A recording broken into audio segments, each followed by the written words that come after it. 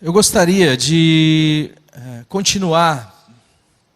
O estudo de hoje ele é uma continuação dos dois estudos anteriores que nós trabalhamos aqui na igreja.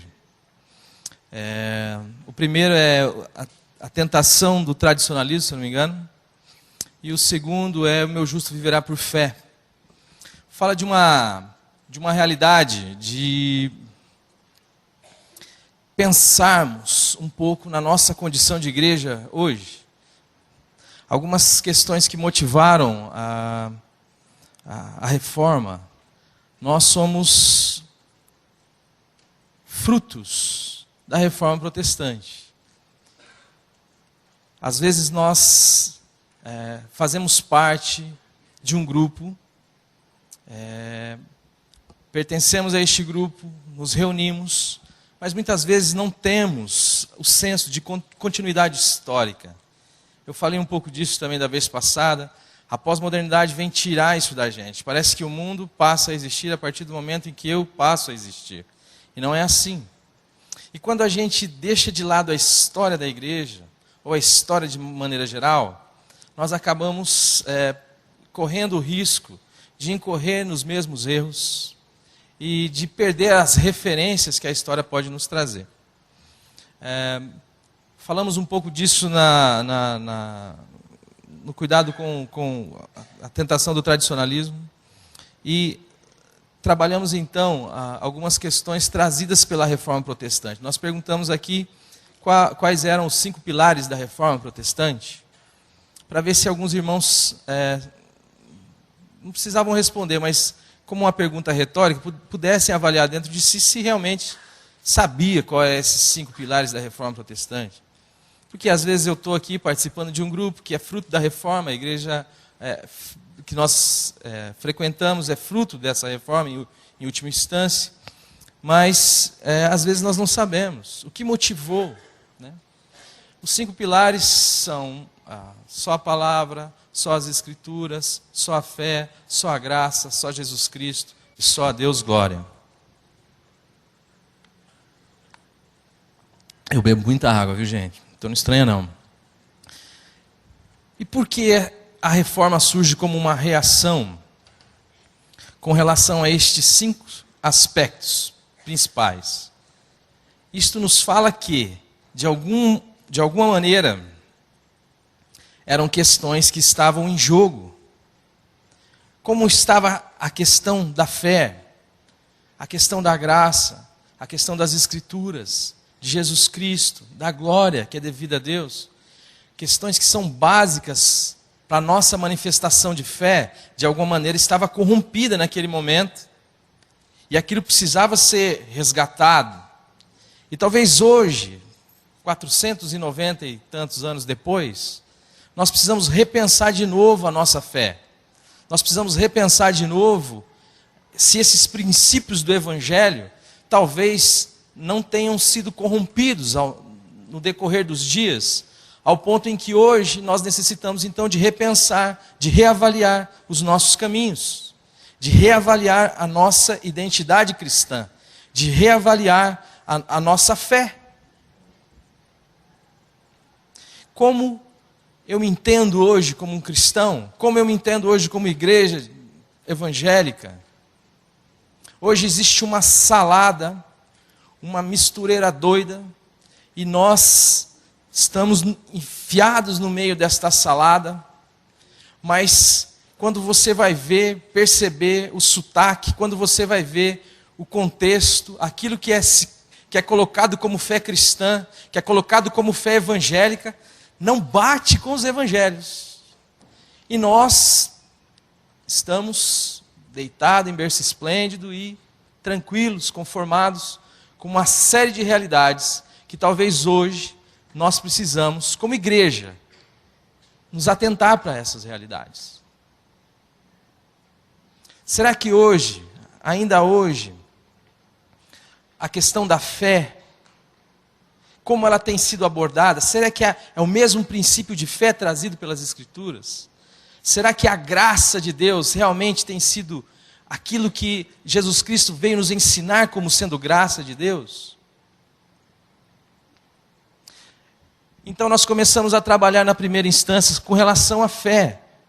E hoje nós queremos continuar um pouquinho nesses dois pilares, a fé e a graça. A fé e a graça.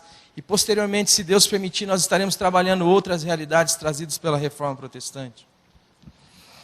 Em nome do Senhor Jesus Cristo, eu gostaria que você abrisse a sua Bíblia no livro de 2 Coríntios, segunda carta aos Coríntios.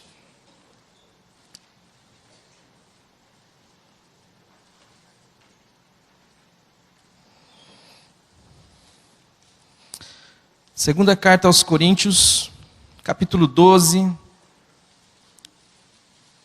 versos 7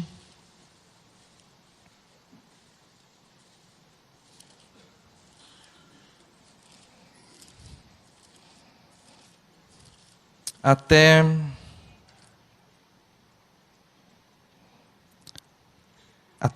o 10.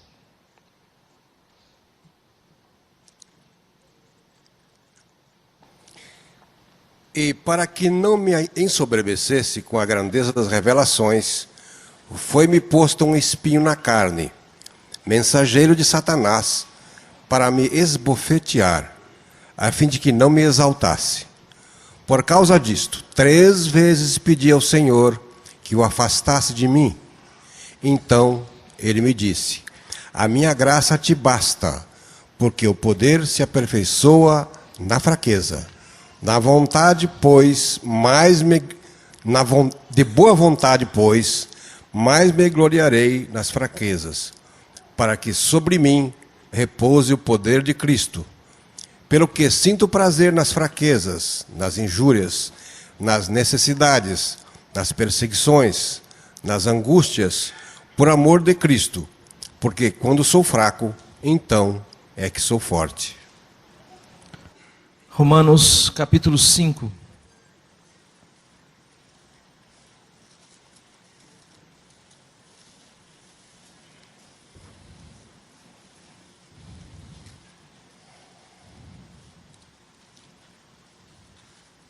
Do 1 até o 10. Justificados, pois, mediante a fé, temos paz com Deus por meio de nosso Senhor Jesus Cristo, por intermédio de quem obtivemos igualmente acesso pela fé a esta graça na qual estamos firmes, e gloriamo-nos na esperança da glória de Deus. E não somente isto, mas também nos gloriamos nas próprias tribulações, sabendo que a tribulação produz perseverança, e a perseverança, experiência, e a experiência, esperança. Ora, a esperança não confunde, porque o amor de Deus é derramado em nosso coração pelo Espírito Santo que nos foi outorgado. Porque Cristo, quando nós ainda éramos fracos, morreu a seu tempo pelos ímpios. Dificilmente alguém morreria por um justo, pois poderá ser que pelo bom alguém se anime a morrer. Mas Deus prova o seu próprio amor para conosco pelo fato de ter Cristo morrido por nós, sendo nós ainda pecadores. Logo, muito mais agora, sendo justificados pelo seu sangue, seremos por ele salvos da ira. Porque se nós, quando inimigos, fomos reconciliados com Deus mediante a morte do seu Filho, muito mais, estando já reconciliados, seremos salvos pela sua vida. Santo Espírito, esta é a tua palavra. Somente o Senhor pode revelá-la. Por isso, em nome do Senhor Jesus Cristo, nós clamamos para que o Senhor traga a vida nesta noite, para que o Senhor venha trazer sentido nesta noite, para que traga salvação nesta noite, arrependimento nesta noite. Em nome do Senhor Jesus. Amém. A realidade que Paulo traz e apresenta, ela está dentro de um contexto onde as pessoas, e isto é uma característica do ser humano, ela tem uma necessidade de se autoafirmar. Há uma necessidade de autoafirmação tremenda. Mas a realidade do Evangelho, aquilo que o novo do Evangelho vem nos trazer, lá no capítulo 9 de Lucas, no verso 23, é que nós não temos que nos afirmar. A realidade do discípulo de Cristo é aquele que nega a si mesmo. É aquele que nega a si mesmo, que dia a dia toma a sua cruz e que segue ao Senhor Jesus Cristo. Mas este pensamento, este sentimento, esta filosofia, ela impregna todo o âmbito humano, todas as relações humanas. E nós precisamos da intervenção da cruz, sem a qual não há como termos a nossa mente renovada, temos um espírito novo, para que possamos compreender então este novo trazido por Cristo. Como a cruz subverte a lógica humana, como que aquele homem crucificado pode ser então o Filho de Deus. Antes eu tenho que dizer, se tu és o Filho de Deus, desce da cruz. E nas relações hoje, do Evangelho e também do contexto da época de Paulo, e aonde o Evangelho surgiu, aliás, da história humana, as religiões também são pautadas na mesma perspectiva. Ou seja, a figura, o ser humano, a pessoa, tem que se autoafirmar, tem que se diferenciar, tem que ser grande, tem que ser maior, tem que ser mais, nem que seja mais humilde, ele tem que ser mais em alguma coisa. Ele não pode negar a si mesmo, ele tem a necessidade da autoafirmação, ainda que isto seja dentro de um processo religioso.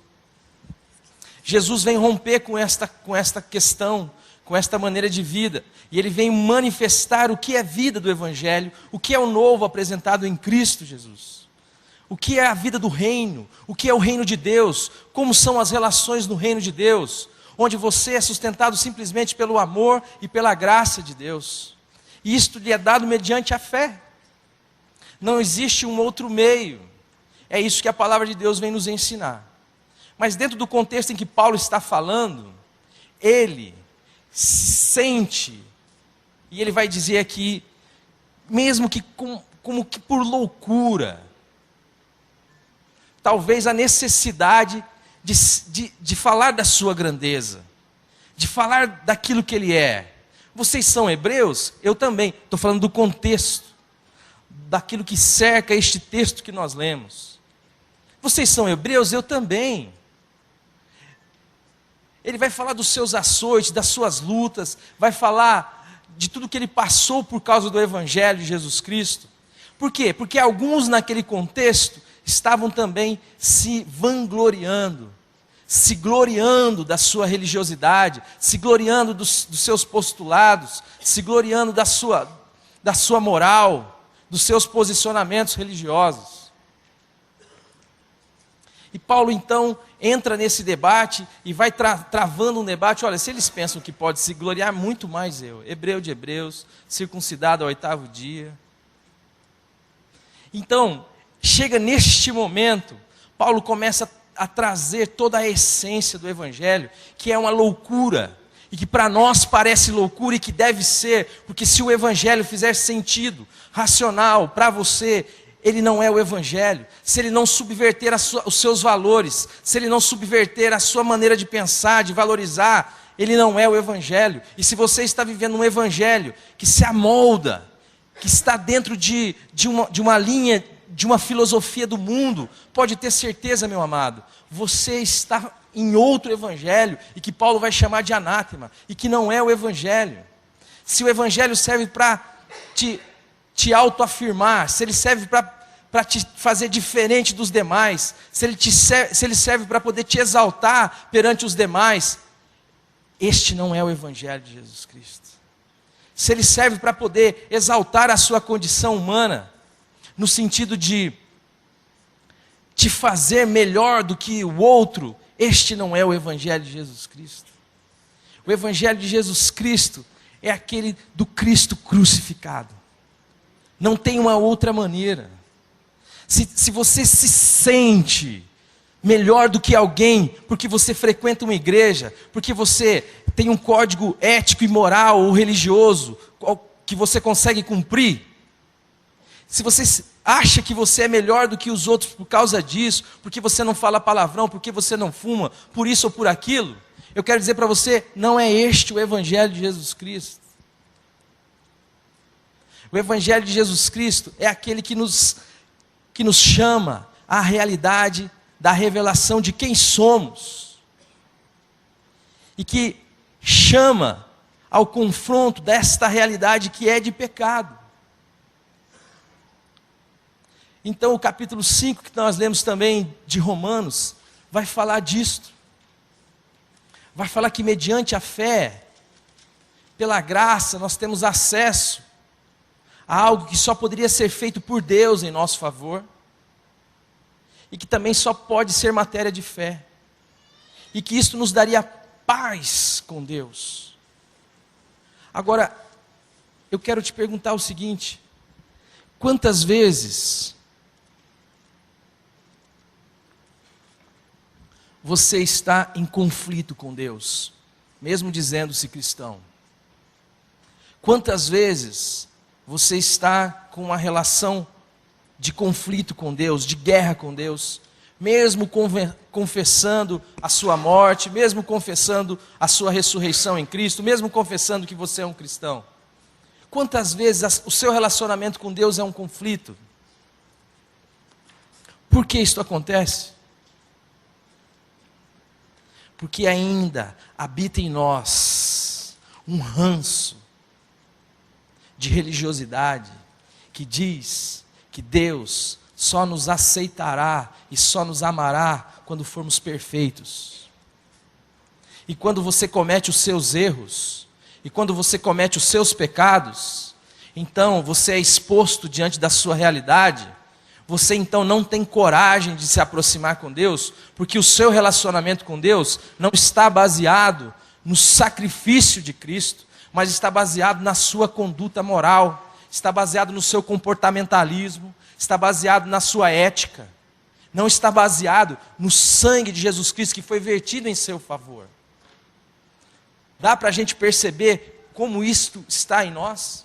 Ainda que nós falemos que não, ainda que nós neguemos essa realidade, muitas vezes a nossa relação com Deus, ela é pautada na relação ainda da lei, das boas obras, ela é pautada ainda na realidade da não fé.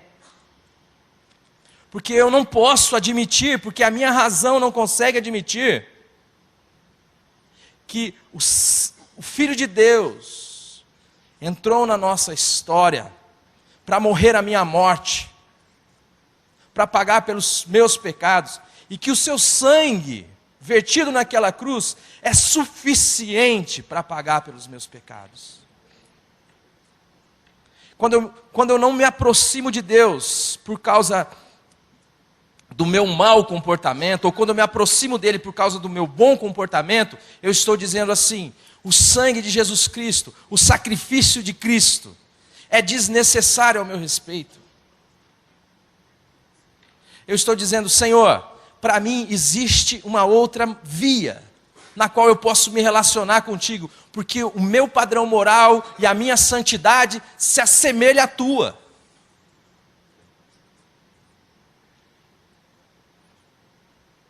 E quando nós fazemos isso, a palavra de Deus vai dizer lá em Hebreus, que nós pisamos o sangue de Jesus Cristo.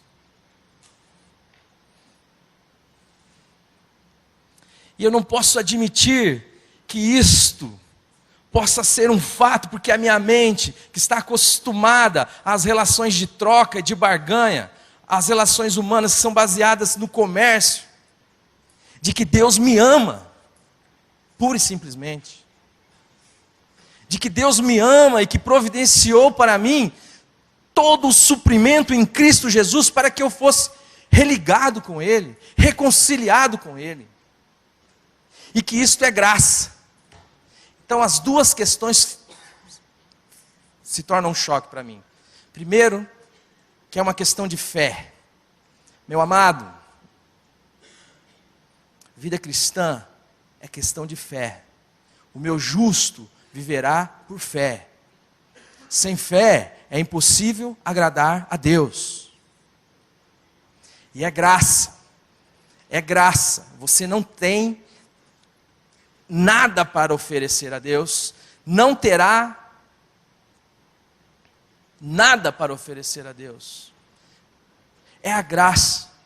E isso tem sido tão tripudiado em nossos dias como igreja. Nós vemos essa massa televisiva, nós às vezes até nos deparamos diante deles para ouvir, que fazem do relacionamento com Deus um relacionamento de troca, de barganhas, e a fé um fim em si mesmo, vira fé na fé, e normalmente está relacionada a dinheiro, a bens materiais, e nós aceitamos isso como igreja, e nós não repudiamos isso como igreja. E a postura de Paulo, no livro, na segunda carta aos Coríntios, você vai perceber no capítulo 11, capítulo 12, que é um repúdio. Eu não posso admitir uma realidade dessa. Mas hoje nós vemos líderes que têm renome nacional, apresentando um outro evangelho. Um evangelho onde o seu relacionamento com Deus pode ser comprado pelo seu dinheiro. Onde o sacrifício de Jesus Cristo não é suficiente. E você precisa fazer ou dar suprimentos ou suplementos para a ação salvífica de Cristo na cruz. Porque senão ela por si só não será capaz de salvar você. Porque Cristo e Deus são incompetentes para salvar você. E nós estamos vendo isso acontecer debaixo dos nossos narizes, na frente dos nossos olhos, quando nos deparamos. Eu tenho dito isto e vou continuar dizendo. Não vai para uma rede nacional nenhum evangelho, a não ser um evangelho passivo, de ridicularização, a não ser um evangelho falso, porque não há interesse num evangelho que liberta as pessoas, e no evangelho verdadeiro de Cristo Jesus, onde só podemos ter acesso a Ele pela fé, e sabemos que isto é obra da graça de Deus. Só vai para as redes nacionais um evangelho ridículo, que Paulo vai dizer que deve ser anátema, porque está sustentado no homem, no padrão humano, no dinheiro do homem, e também na filosofia deste mundo. Mas não é este o evangelho de Jesus Cristo, meu amado. O evangelho de Jesus Cristo é um evangelho que subverte toda a lógica. Este homem está dizendo o seguinte, Paulo está dizendo o seguinte, que Paulo, se você for analisar a vida de Paulo, é uma figura muito interessante nas Escrituras. Ele é diferenciado, talvez. Ele é uma pessoa que não foi ninguém que foi pregar para ele, se bem que ele estava diante da pregação de Estevão, e eu creio que Deus usou Estevão. Mas a palavra de Deus vai dizer que o próprio Jesus vem para esta missão. Jesus o confronta na estrada de Damasco e fala: Saulo, Saulo, por que você me persegue? Já começa aí. Você já imaginou se cada um de nós tivesse uma experiência dessa? Onde o próprio Jesus se abala e vem anunciar o evangelho? Paulo é uma figura assim. Paulo é um homem extremamente usado. Teve experiências que ele fala que são inarráveis. Nesse contexto do texto que nós estamos lendo, ele fala que ele conhece um homem, que ele não sabe se é no corpo, se é fora dele, Deus o sabe, mas que esse homem foi arrebatado até o terceiro céu, e viu coisas inefáveis, que não é lícito sequer a um homem pronunciar. Mas é este mesmo homem que vai dizer que ele, a partir da revelação do evangelho a ele, vai se gloriar na sua fraqueza. Eu queria meditar com você nessa expressão. Será, meu irmão, que na sua vida você não está querendo se gloriar na sua fortaleza, na sua força? Será que na sua vida cristã, talvez você e eu não estejamos mais preocupados com os nossos acertos? Será que não é mais fácil para nós dizermos: olha, eu evangelizei, olha, eu preguei, olha, eu ajudei, olha, eu investi lá? Será que não é nisso que você está querendo se gloriar? Talvez você não vai se gloriar no seu adultério, você não vai se gloriar no seu orgulho, você não vai se gloriar nas suas fraquezas. Mas aqui tem um homem que está dizendo o seguinte: eu aprendi uma coisa, eu vou me gloriar na minha fraqueza. Se a gente fizer uma exegese bem curtinha desse texto, só para a gente pensar um pouquinho, ele fala que por causa dessa experiência tremenda que ele teve, foi-lhe dado um espinho na carne, uma estaca enfiada, incomodando. E o texto vai dizer que existe um motivo para que isso aconteça. E o motivo é para que o orgulho não tome conta do coração deste homem. Mas este cara era um cara especial, este cara é um cara fantástico, este cara é um apóstolo maravilhoso, usado por Deus, que o próprio Jesus veio, não delegou esta missão a ninguém, mas antes veio Ele mesmo. Como que um homem desse pode se orgulhar, pode ficar soberbo? Afinal de contas, ele é um nascido de novo, afinal de contas, ele é uma nova criatura, e ele que inaugura esta realidade, talvez teologicamente falando nas Escrituras. Talvez você se depare com as mesmas questões. Como é que você pode pensar em certas coisas? Como é que você pode perceber em você certos impulsos? Como é que você pode perceber em você certos pensamentos? E você também possa se questionar: será que eu sou nascido de novo? Sabe por quê? Porque ainda estamos vivendo o ranço da religião que caminha por vista e por mérito, e não por fé e nem por graça.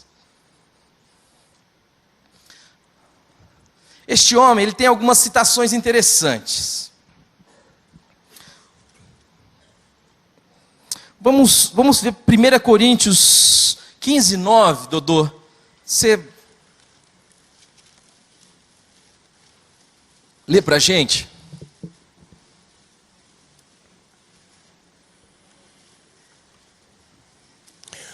Porque eu sou o menor dos apóstolos. Então, fica com essa expressão. 1 Coríntios 15, 9, Paulo se referindo a si mesmo, diz assim: eu sou o menor dos apóstolos. Ele escreve essa carta por volta do ano 53, 57, entre 53 e 57, em Éfeso. Mas aí o tempo passa, tem uma segunda citação dele, que está lá em Efésios 3, 8.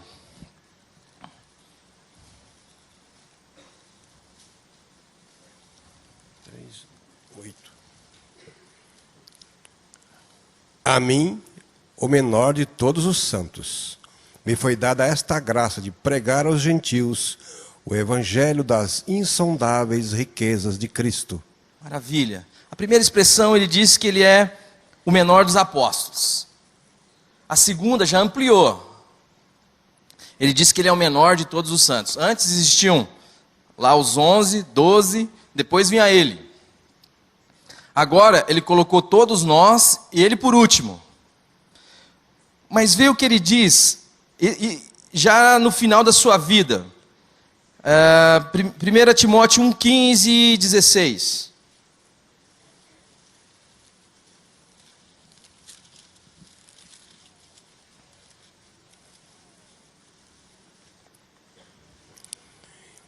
Fiel é a palavra e digna de toda aceitação, que Cristo Jesus veio ao mundo para salvar os pecadores, dos quais eu sou o principal. Mas por esta mesma razão, me foi concedida misericórdia, para que em mim, o principal, evidenciasse Jesus Cristo a sua completa longanimidade, e servisse eu de modelo a quantos hão de crer nele para a vida eterna. Quando Paulo vai dizer isto, ele já está na sua 4ª viagem missionária. está prestes a ser morto, por volta do ano 67, é o ano que ele morre. Isso aqui ele deve ter escrevido por volta do ano 64, 65.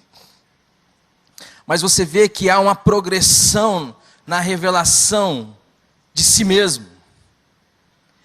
Eu sou o menor dos apóstolos, eu sou o menor dos santos, eu sou o principal dos pecadores. Nós que subimos aqui na frente às vezes para falar, eu vivo em conflitos. Não sei você.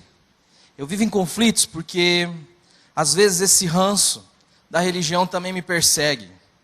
E eu sei que muitas vezes o que a igreja espera é alguém que esteja aqui na frente, que possa orar, como aquele fariseu orou lá no capítulo 18 de Lucas, dizendo: Deus, graças eu te dou porque eu não sou como os demais homens.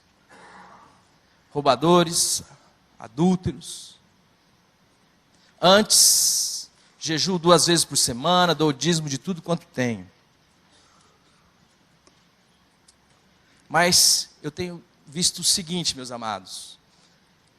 Também, assim como Paulo, quanto mais eu caminho na vida cristã, quanto mais o meu relacionamento com o Senhor se estreita, mais o meu conflito aumenta, porque cada dia mais eu vejo o tamanho do meu pecado. Como eu sou um pecador miserável. Como eu não tenho nenhum outro lugar a não ser a graça e a misericórdia do meu Senhor e Salvador Jesus Cristo. Como não há salvação para mim fora de Cristo. Como não há salvação para mim. Como eu não tenho condições de me relacionar com Deus, a não ser pelo sangue de Jesus Cristo, pelo novo e vivo caminho. Eu não sei quanto a vocês, meus amados, mas eu não tenho nenhuma condição. Às vezes eu gostaria de orar aqui, também esfregando o meu currículo, diante de Deus e diante de vocês. Mas só eu e Ele sabemos as lutas que eu passo. Só eu e Ele sabemos as dificuldades das fraquezas que eu tenho que suportar. E não existe, fora do Evangelho de Jesus Cristo, nenhuma solução para a minha vida, a não ser a graça salvadora que me alcançou e que pela fé eu entendi que eu sou um filho de Deus, amado por Deus, aceito por Deus, não por causa dos meus méritos, mas por causa dos méritos do Senhor Jesus Cristo, por causa do sacrifício de Jesus Cristo. É assim que eu ouso subir aqui em cima. Você acha que é por causa do meu bom comportamento? Eu fico olhando e falo: Senhor, sustenta a minha vida. Sustenta aquilo que as pessoas vão chamar de testemunho. Porque o Senhor me conhece.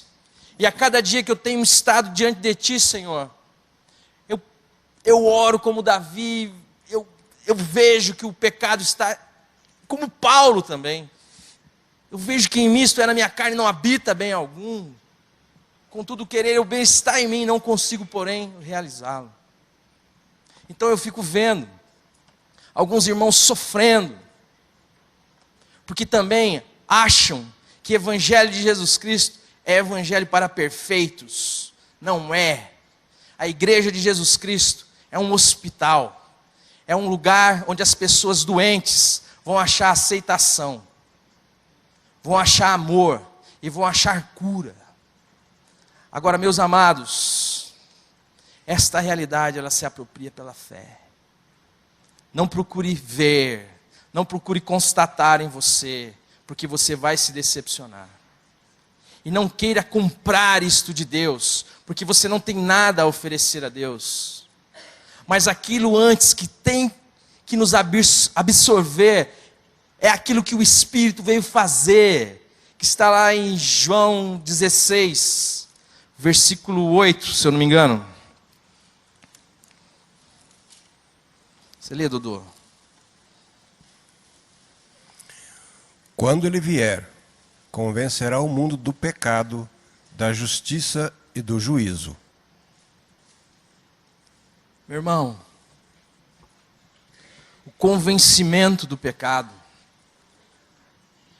o dia que o Senhor nos convencer do nosso pecado, será o dia mais feliz da nossa vida.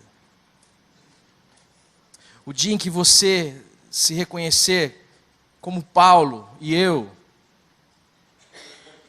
como principal dos pecadores, que não existe outro lugar para você fora da graça de Jesus Cristo, fora de Cristo, fora do Evangelho. Será o dia mais maravilhoso da minha e da sua vida. Talvez nós saibamos disso, mas isso está no âmbito da nossa consciência. Isto não se transformou em fé no nosso coração, no nosso íntimo. Talvez nós entremos por aquele caminho que tenta, dia após dia, convencer a Deus de que Deus está enganado ao nosso respeito. Mas, meu irmão, minha irmã, toda vez que nós, como igreja, nos aproximamos de Deus, por causa dos nossos méritos, nós não estamos andando por fé. E nós estamos desprezando o sangue de Jesus Cristo.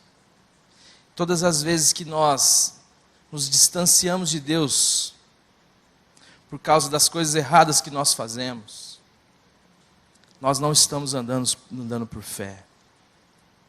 Isaías 59 fala de que os nossos pecados fazem separação entre nós e o nosso Deus. E isto é uma recorrente. Adão, quando pecou no Éden, fugiu da presença de Deus. Mas o Deus revelado nas Escrituras é um Deus que vem se melecar no nosso pecado. Ele vem aonde está o pecador. Ele vem assumir sobre si a responsabilidade do pecado. Porque ele sabe que pecador não tem nenhuma condição de ser justo em si mesmo. Nós é que não aceitamos a verdade das Escrituras e tentamos ser justos diante de Deus na base da nossa justiça própria e não na base do sacrifício de Jesus Cristo. Nós queremos ser justos diante de Deus na base daquilo que eu faço de bom, segundo os padrões humanos, segundo os padrões que a religião me traz. Não consigo entrar no descanso e saber que eu não podia ser justo diante de Deus, tamanha a sua santidade e justiça. Mas Ele veio ser a minha justiça, Ele veio ser a minha vida, Ele veio ser a minha redenção, Ele veio ser tudo em mim. E eu hoje posso celebrar como um filho de Deus e andar como um filho de Deus, porque aprendi que é por fé, não é por vista. E que esta realidade o Senhor Jesus já alcançou para mim na cruz do Calvário. Meu amado, eu não sei quanto a você, mas quando eu vejo esta realidade, eu acho que hoje existe a necessidade de uma nova reforma. Nós não podemos reformar o mundo, mas nós podemos avaliar a nós mesmos, como diz a palavra. Como tem sido o meu relacionamento com Deus? Ele tem sido sustentado pela fé, pela graça. Cristo tem sido suficiente para a minha vida. A sua palavra tem sido o meu sustento. Eu tenho dado glória a Deus.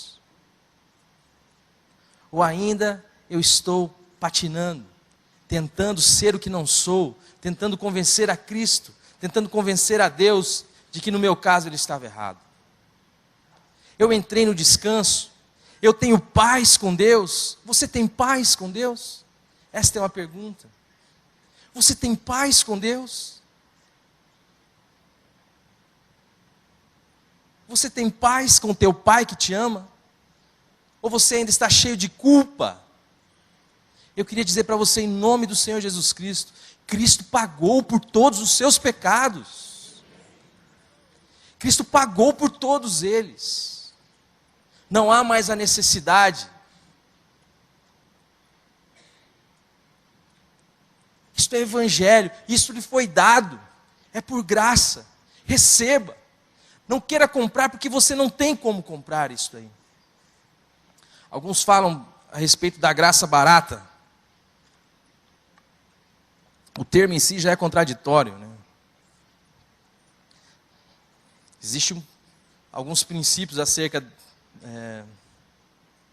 de uma expressão, para ela fazer um sentido, ela tem que respeitar alguns princípios. Um deles é que é o princípio da identidade. Ela não pode deixar de ser o que é, tem que ser o que é, e não pode deixar de ser o que é. Alguma expressão. E o outro é a da não contradição. Se eu digo que é graça, ela não pode ser barata, porque barato fala de um custo. Se é graça, é de graça. Não tem custo algum. Se tem um custo, ainda que seja pequeno, não é mais graça.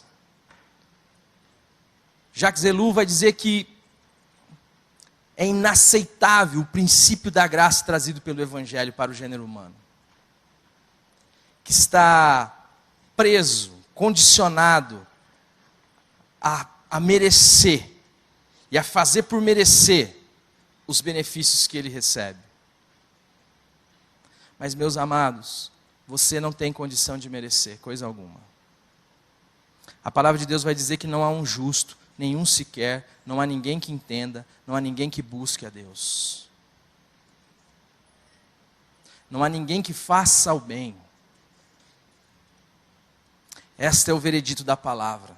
Este é o veredito da verdade trazida em Cristo Jesus. Mas Jesus Cristo não veio trazer só a verdade. A palavra de Deus vai dizer lá em João que a graça e a verdade vieram por intermédio dele. Sabe o que a graça diz ao seu respeito?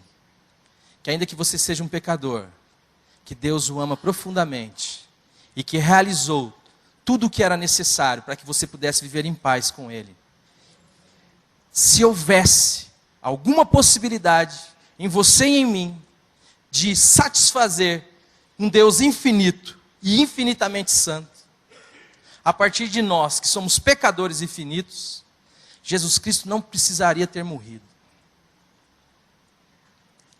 Quando alguns estudiosos falam que em Mateus 17, no Monte da Transfiguração, alguns dizem que depois da tentação, no capítulo 4 de Lucas, Cristo já teria cumprido a sua missão.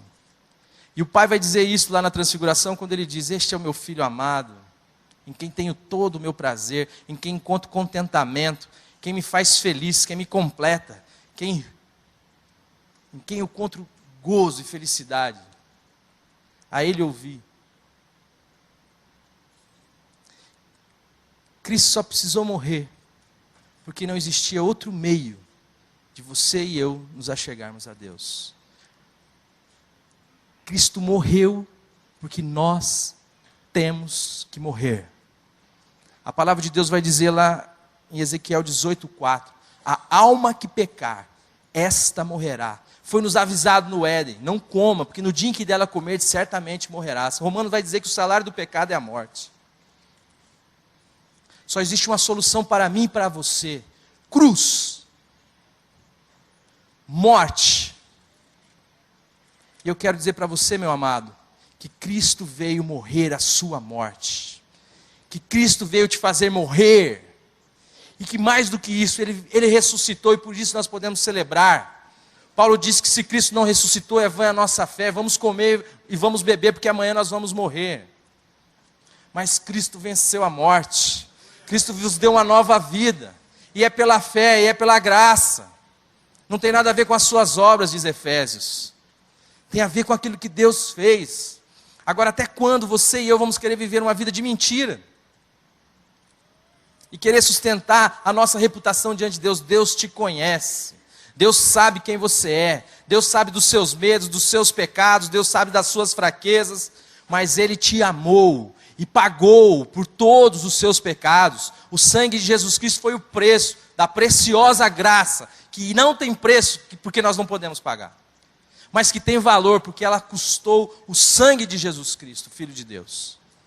E é isso que é Evangelho. Agora receba, pela graça de Deus, está disposto diante de ti e de mim, e anuncie isso às pessoas, porque tem um monte de gente cansada, cheia de religião, e um monte de gente enganada, tentando ser o que não é, não consegue enxergar o seu pecado, acha que é boa, acha que é bonzinho.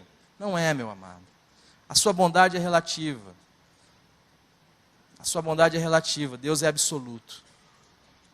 Mas Deus ama você. Eu só queria, se eu pudesse dizer qualquer coisa, eu queria dizer só isso para você. Deus ama você.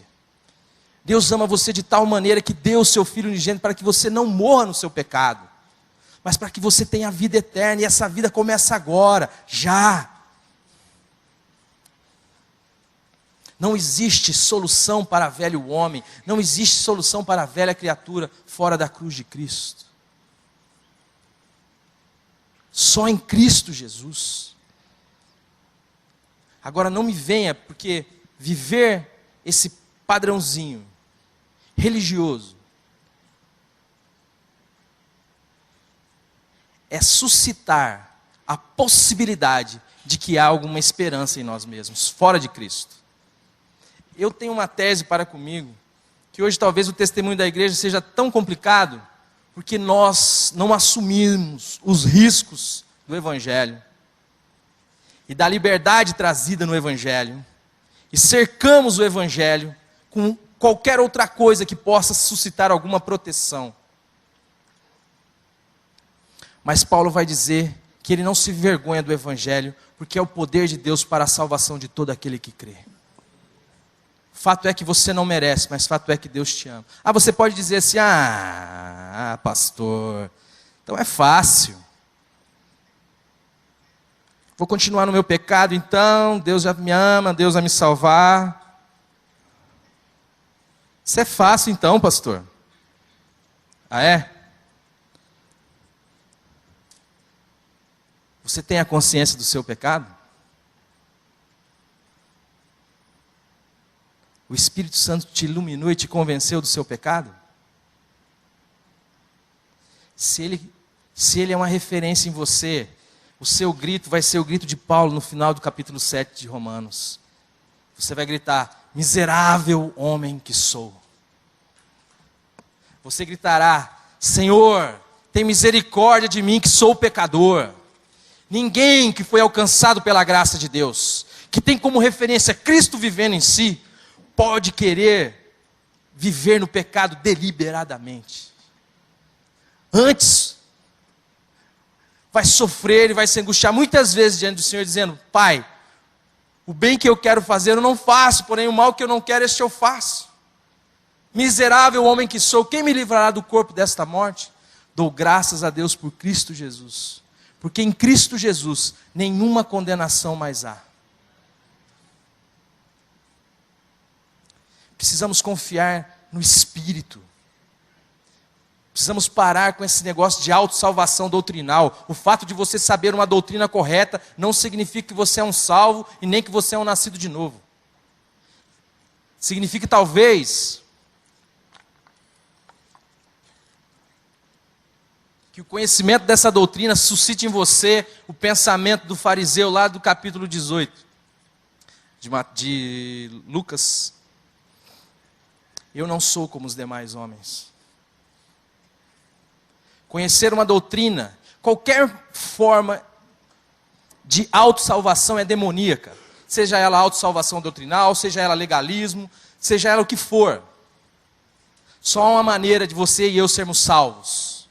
E esta maneira se dá pela graça de Deus, mediante a fé. E isso não vem de vós, é dom de Deus, não das obras, para que ninguém se glorie. Só em Cristo Jesus há salvação. E nenhum outro nome há dado entre os homens pelo qual importa que sejamos salvos. Não é o seu conhecimento teológico, não é o seu padrão moral. É Cristo e mais nada. Você crê nisso, meu amado? Anuncie isso às pessoas. Tem gente sofrendo. Sabe por quê? Porque acha que é perfeito em si mesmo. E não vê que a realidade é por fé em Cristo Jesus. Tem gente que não está convencida do seu pecado e tenta ser bom para Deus.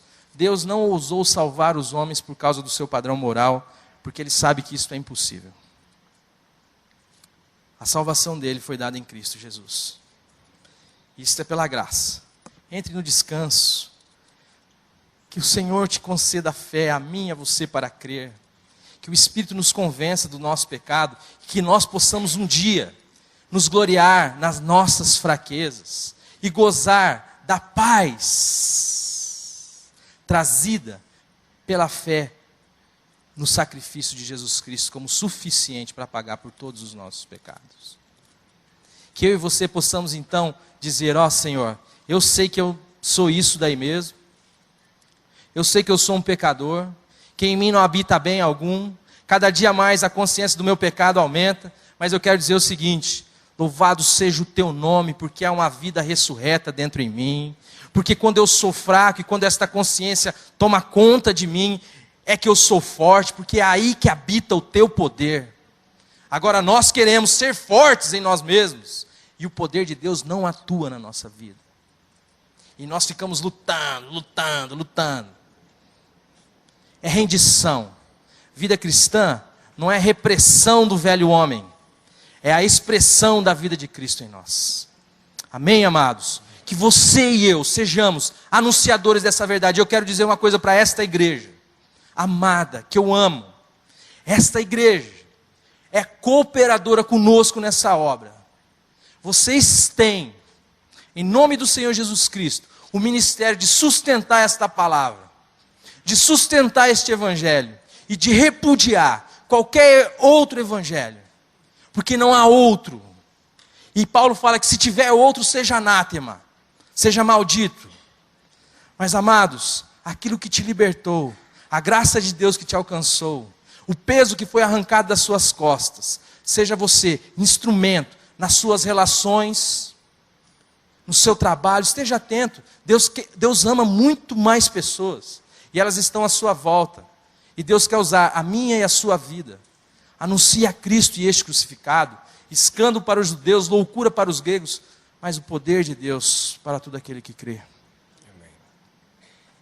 Este é um ministério que cabe sobre mim e sobre você.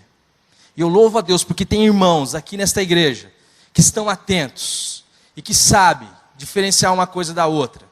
E que por isso estão firmes, não permitindo que outro evangelho, mas o evangelho da graça e da graça plena, da suficiência de Cristo. Não existe outro, só existe um. Louvado seja Deus por essa igreja, louvado seja Deus pela sua vida em nós. Pai, eu quero te agradecer, te bendizer, te louvar e pedir, ó Pai, que o teu Espírito em nós nos convença, Senhor, do pecado, da justiça e do juízo. E que nós possamos também, Senhor, confiados no teu amor, na graça, nos colocar diante de ti, ó Pai, para que segundo a tua vontade, o Senhor nos use para a tua glória, para que o Senhor seja engrandecido, para que vidas sejam salvas, para que o testemunho da tua igreja permaneça, para que o teu evangelho permaneça. Tem misericórdia de nós, Pai, que teu Espírito nos guie e nos governe, que venha a nós o teu reino, Senhor, e que seja feita a tua vontade em nós. Livra-nos, ó Pai, de nós mesmos, não nos deixa cair em tentação, meu Senhor. E repreende tu mesmo todo principado e toda potestade, tudo aquilo que se levanta contra o conhecimento de Jesus Cristo, seja por ti mesmo repreendido, Senhor. Nós te amamos e dependemos de ti. Obrigado porque Cristo é a nossa vida. Obrigado porque o Senhor nos ama. E obrigado porque nada pode nos separar do teu amor que está em Cristo Jesus. Amém. A mensagem que você acabou de assistir faz parte do Ministério de Comunicação Palavra da Cruz. Temos um grande acervo de estudos bíblicos em áudio e vídeo. Distribuímos também, gratuitamente, o jornal mensal Palavra da Cruz. Entre em contato conosco pelo fone fax 0 operadora 43 3322 3037 ou pelo e-mail com@palavradacruz.com.br. Visite-nos também pelo site www.palavradacruz.com.br. Graça e paz.